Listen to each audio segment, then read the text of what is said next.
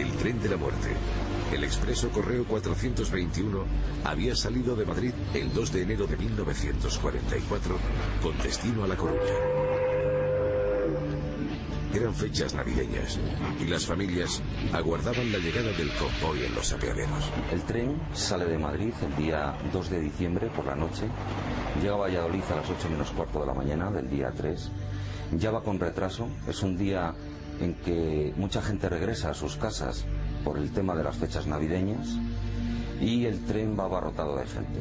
Estamos hablando de un día, según nos cuentan, o nos han contado, de un día gris, de un día con niebla, de un día con hielo y que eso también posiblemente afectase a la, pues eso, a la visibilidad de la zona, ¿no? Posiblemente. El expreso Correo se componía de 11 unidades, yendo en cabeza una locomotora americana de tracción vapor.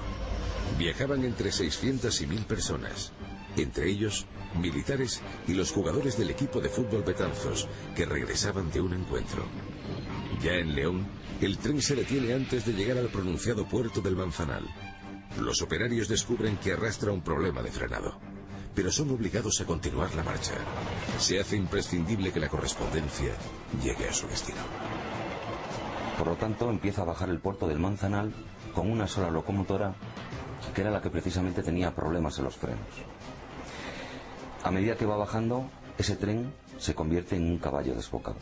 Desbocada la locomotora puesta abajo y con un silbato de socorro, socorro, socorro, socorro, pasó por la parte que está de torre al lado de la vía, pues lo oyeron perfectamente que aquello iba a donde iba, a chocar.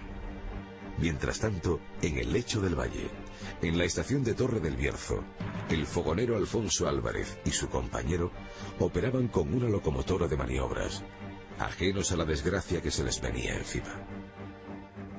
Y luego ya cogimos el cargado que habíamos dejado ahí en otra vía y ya fuimos por la vía 1 y me recuerdo de eso que nos dice el jefe de estación: oye, daros prisa que viene el correo. Claro que vino el correo.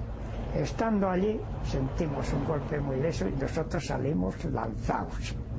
Y ya paramos al salir del túnel, pues salimos lanzados y con el freno de la máquina y la contramarcha que pudimos parar. El impacto ha sido fuerte, pero aparentemente solo hay algunos heridos. Algunos vagones del expreso Correo se han quedado encajados en el interior del túnel número 20. Mientras, los operarios de Renfe hacen balance de la situación, sin saber que lo peor estaba por llegar. Una locomotora Santa Fe de tracción vapor se aproxima a toda máquina por el sentido contrario. Y entonces, mi primo que venía por arriba vio venir a Santa Fe. Empezó a dar: Alfonso, salte de ahí que viene la Santa Fe. Y efectivamente, yo salí donde había una sede, que llegué sin camisa y sin pantalones, y tuve que ir para casa, pues estaba todo arañado.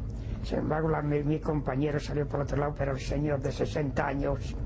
El compañero maquinista fallece en el acto, y en el interior del túnel número 20 se desata el infierno. El segundo convoy que he hecho lo anterior les sorprende en el interior y se produce ahí ya la gran masacre, porque bueno, ahí muere gente que estaba ayudando, aparte de la gente que estaba en el tren, los primeros accidentados.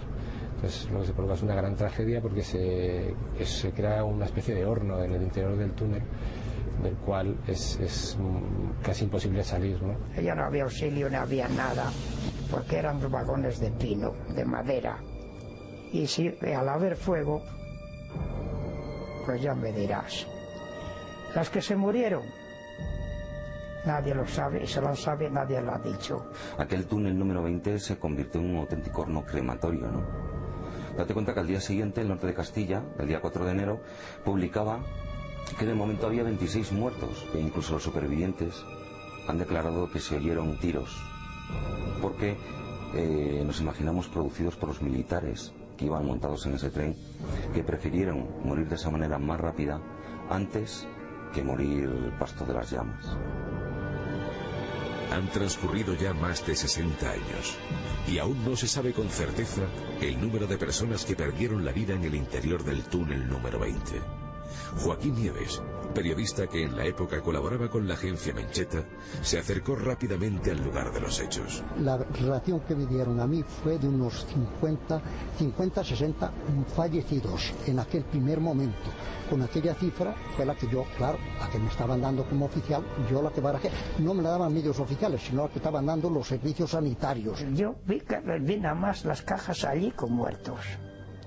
Pero los heridos, tan pronto como les sacaban, pues ya los llevaban por un sitio y para otro. Sí, nosotros cuando empezamos el proyecto nos planteamos intentar delimitar este número de muertos.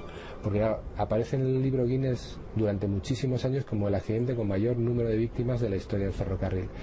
Y aparece que tiene alrededor de 800 víctimas. El número de fallecidos se ignoraba totalmente.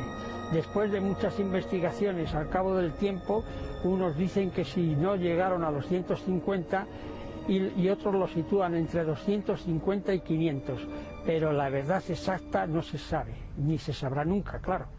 En el año 2003, el realizador de la agencia F. Ramón de Fontecha ganó un premio Goya tras haber elaborado un cortometraje documental llamado El túnel número 20. Era la primera vez en 60 años que alguien se ocupaba de este trágico suceso que había sido relegado al olvido. Los habitantes del Bierzo lo recuerdan como un bálsamo que cerró algunas viejas heridas.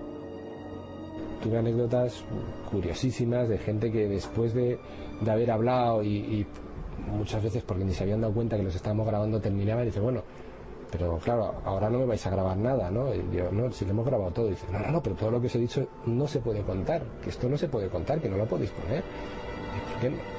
Pues no se puede contar, pues... El 3 de enero de 1944 será recordado para siempre en las mentes de los leoneses como un día infernal. La mayoría guarda silencio y no se atreve aún a abordar algo increíble que sucedió unos días antes. Un suceso que corrió como la pólvora y que muchos relacionaron con una profecía o con un auténtico fantasma. El día 31 de diciembre, según declaró don Pablo Herrero, un ciudadano de reconocida solvencia de la localidad de Astorga de León, este hombre se fue a la comandancia de la Guardia Civil Rural, a la 11ª comandancia, y declaró que el día 31 de diciembre él montaba en ese tren y en la estación de Valladolid se subió un revisor, un extraño revisor.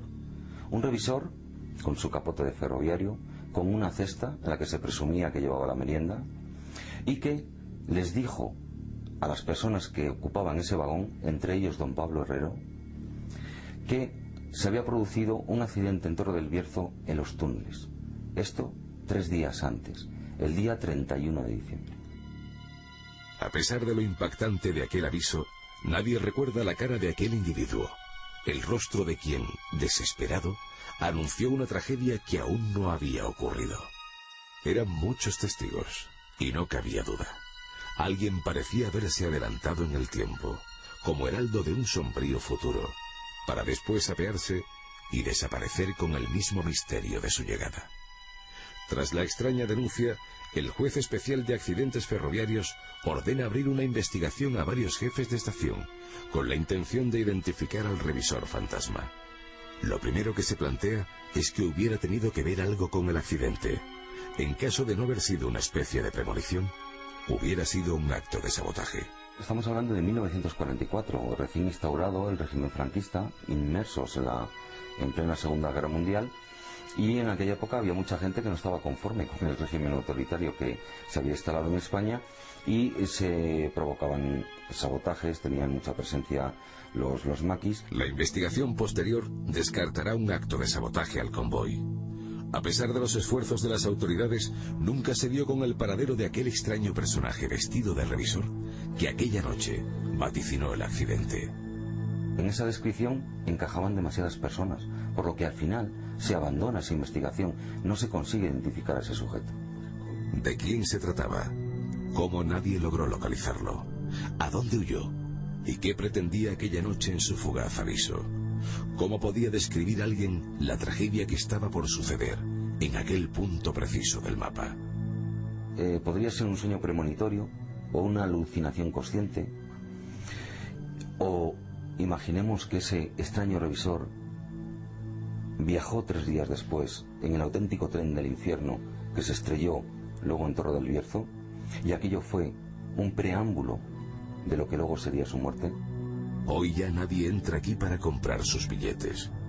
De algún modo la estación de Torre quedó maldita para siempre, y la ruina se adueñó del lugar. El túnel número 20 fue demolido hace tiempo, pero ni las piquetas ni las excavadoras han podido con el inquietante recuerdo de aquel fantasmagórico visitante. Un recuerdo extraño, imposible, que permanece vivo entre estos ásperos valles mineros.